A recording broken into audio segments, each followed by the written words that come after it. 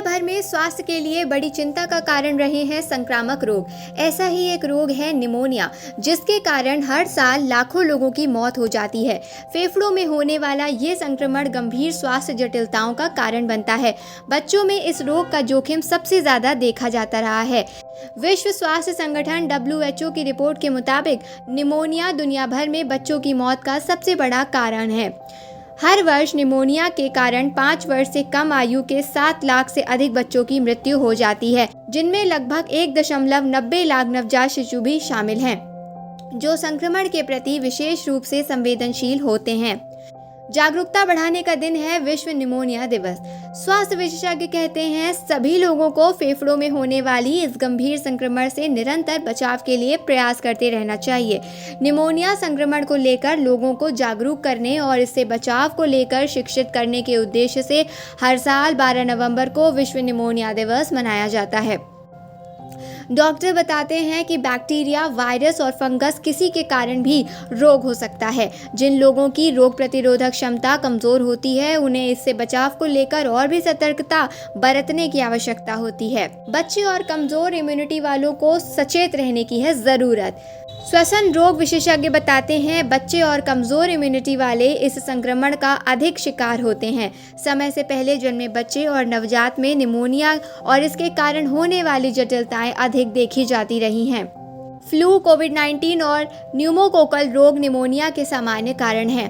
छोटे बच्चों में इससे सबसे ज़्यादा मौतें रिपोर्ट की जाती हैं। डॉक्टर कहते हैं वैसे तो निमोनिया किसी को भी हो सकता है, लेकिन 2 साल से कम उम्र के बच्चे और 65 साल से अधिक उम्र के बुजुर्ग इसका खतरा और मौत के मामले अधिक रिपोर्ट किए जाते रहे हैं। इन लोगों को विशेष सावधानी बरतनी चाहिए।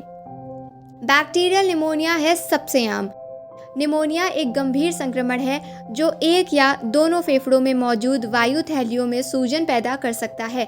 संक्रमण के कारण वायु थैलियों में तरल पदार्थ या मवाद भर जाते हैं, जिससे कफ या मवाद के साथ खांसी, बुखार, ठंड लगने और सांस लेने में कठिनाई हो सकती है।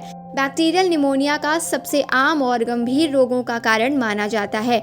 यहाँ ध्यान देने वाली बात यह भी है कि सर्दी, जुकाम, फ्लू और निमोनिया के ज़्यादातर लक्षण एक जैसे हो सकते हैं, इसलिए इनमें आसानी से अंतर नहीं किया जा सकता। हालांकि निमोनिया का जल्दी पता लगना और इसका इलाज प्राप्त करना ज़रूरी होता है, वरना रोग की गंभीरता बढ़ सकती है। निमोनिया की क्या है पहचान? डॉक्टर बताते हैं कि निमोनिया के लक्षण इसके कारण बैक्टीरिया, वायरस या फंगस पर निर्भर करते हैं। छोटे बच्चों और बुजुर्गों को ये बीमारी अलग तरह से प्रभावित कर सकती है। बैक्टीरियल निमोनिया के लक्षण धीरे धीरे या अचानक विकसित हो सकते हैं। ज्यादातर लोगों में तेज बुखार के साथ तेजी से सांस लेने, सांस फूलने, पसीना आने या ठंड लगने जैसी दिक्कतें अधिक होती हैं। निमोनिया के कारण कुछ लोगों में त्वचा, होंठ या नाखून का रंग नीला पड़ सकता है।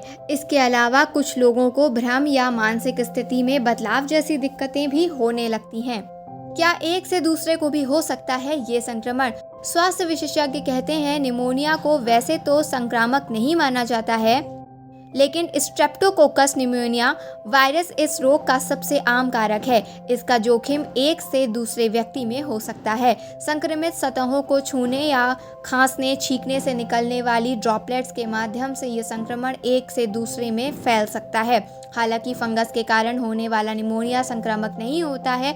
डॉक्टर कहते हैं जिन लोगों में निमोनिया के लक्षण हो, उन्हें समय रहते डॉक्टर से मिलकर इसकी जांच और इलाज प्राप्त करना चाहिए। एंटीबायोटिक दवाओं के माध्यम से इस संक्रमण को ठीक किया जा सकता है।